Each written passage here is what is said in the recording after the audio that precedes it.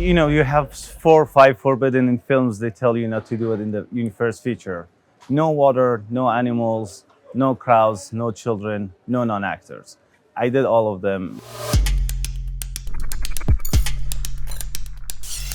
The 1990s, I think, is one of the darkest period of Iraq that still has its fingerprints somehow on the country. For example, for President's birthday, the army would come, ask the students to leave the school to join some demonstrations to cheer for the president. That it really got amplified during 1990s after the sanctions and all that. Somehow that even isolated Saddam from the world and the people too, and made him even more brutal and more dictator like. We feel the impact of 1990s because this is like when the sanctions on Iraq happened, and I think the moral fabric of the society got demolished, and whole identity and the cultural identity of Iraq got, drastically changed.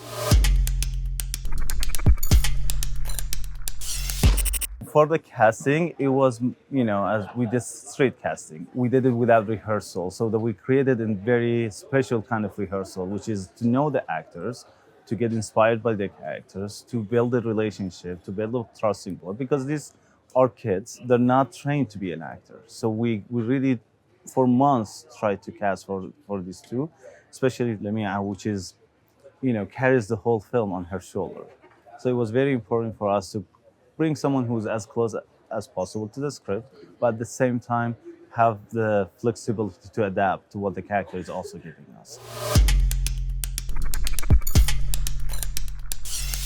One of the problems we have is actually that we lack visual documentation of our country and our cities too.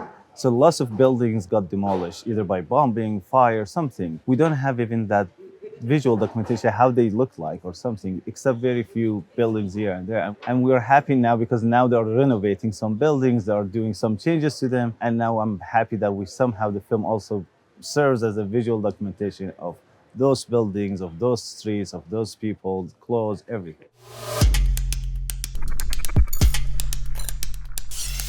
I don't know how I'll describe it. Maybe it's more like, in my opinion, it could be even dark comedy, to be honest. To have a president that asks people to bake his birthday cake, it feels like a very dark comedy in a sense, but at the same time, it's drama. At the same time, it's historical, it's romance, it's melancholic, it's all of those above. I wouldn't be able to pinpoint to one specific genre to tell you it's this genre, but I'm happy for people to consider it the way they wanted to consider it.